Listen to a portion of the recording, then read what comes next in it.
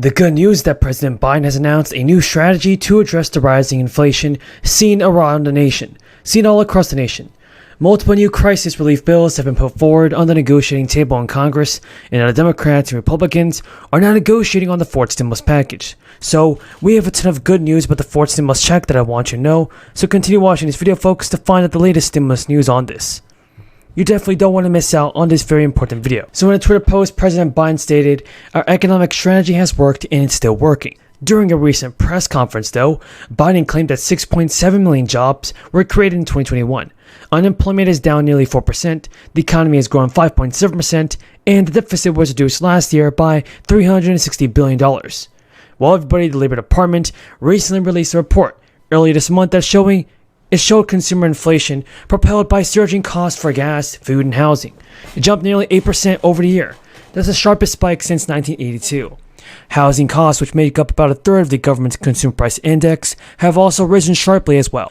Meanwhile, the national average price for a gallon of gasoline reached $4.33 a gallon last week.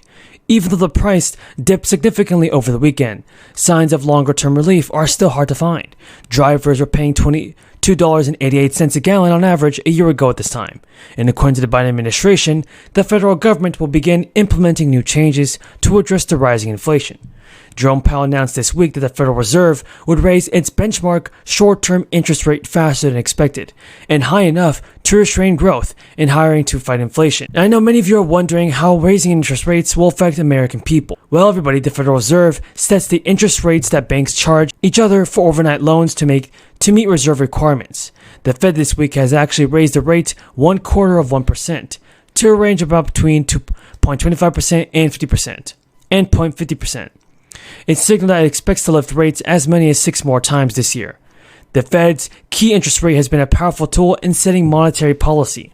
And let's not forget about this, lowering the rate revs up the economy, but making it cheaper to borrow money while raising the rates puts on the brakes. And everybody, President Biden has also urged Congress to pass an extension of the 2021 Enhanced Child Tax Credit during his recent conference, along with other proposals aimed at reducing the cost of childcare that are facing many people in the nation. Biden told Democratic and Republican lawmakers that raising minimum wage to $15 an hour and extending that child tax credit can make sure that no one has to raise a family in poverty. Biden also called on Congress to pass paid leave and to cut the cost of childcare so that no working middle-class family spends more than 7% of their income on that. Biden stated, "My plan will cut the cost in half for most families and help parents, including millions of women who left the workforce during this crisis because they couldn't afford childcare to be able to get back to work." So while the child tax credit has been around for years, the amount was increased in 2021 as part of the American Rescue Plan in the stimulus bill last March.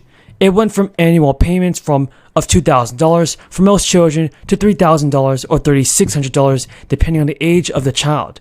Parents also had the option to take up the monthly payment as an advance on the taxes that they are now filing. It also made the credit fully refundable, which meant that even parents with very low income or no incomes could benefit from this. The aim was to cut the child poverty so that parents could have the money they need during the year to pay for things like food, clothing, and childcare. So yes, everybody, that's the breaking news about the fourth stimulus check that I want you to know. If you have any more questions on this, feel free to leave them in the comments. But now, action is being taken, everybody, by lawmakers in Congress to help the millions of people that are facing financial difficulties.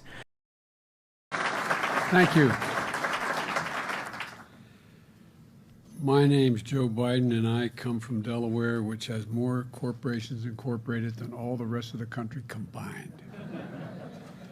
And I know of the Business Roundtable because in the days when I first ran for office, in 1972, for the United States Senate, the DuPont Company was the 8th largest corporation in America.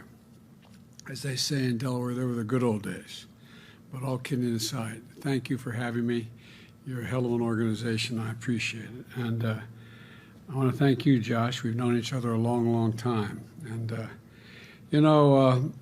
I've hosted CEO roundtables, in the White House, including with many of you over the years. And we've worked together on the American Rescue Plan, on COVID, on infrastructure, supply chain, innovation, climate, clean energy, reducing cost, and a whole lot more.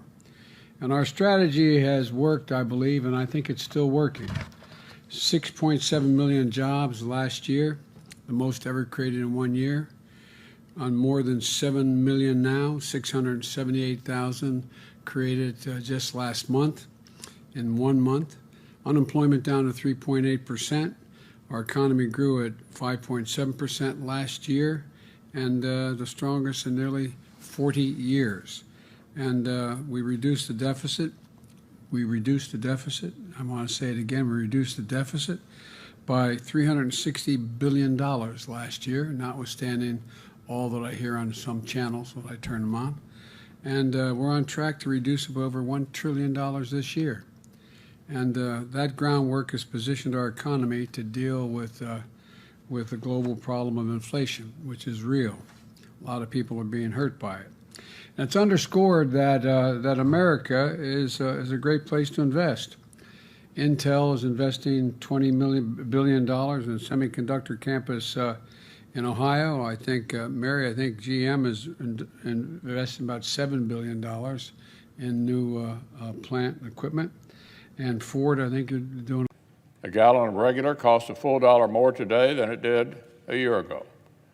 So after triggering an historic run of inflation and hammering American producers with anti-energy policies designed to restrict supply, our Democratic colleagues are suddenly talking about gas prices. And there's a bold, creative plan. According to several House representatives, the Social Security 2100, a sacred trust plan, to improve and increase benefits, does protect against inflation and actually strengthens the Social Security Trust Fund. Now, Social Security 2100 is essentially a first step toward enhancing the program. And House Representative John Larson said at the hearing, he's aiming to extend the depletion of Social Security's funds to 2038. So with the crisis still going on, do you think that Social Security benefits will be increased by President Biden this year? Tell me what you think, everybody, in the comments below. Now, more stimulus checks have been confirmed to be going out this year. Thousands of people will see a new batch of payments worth around $1,400. This is a fact. Most U.S. families with children are familiar with the federal child tax credit, given that parents of more than 60 million kids received payments in either 2021 or the previous years. But there's another tax benefit geared to parents that may be less well known than the child tax credit. And it's going to be far more generous though. It provides up to $8,000 in tax credits this year. The Child and Department Care Credit was supercharged through the 2021 American Rescue Plan, with the crisis bills boosting how much parents can claim on their tax returns or for child care expenses, as well as making it fully refundable. The latter is important because if the tax credit exceeds what you owe the IRS, you'll then get the difference in your tax refund. Plus, the Child and Department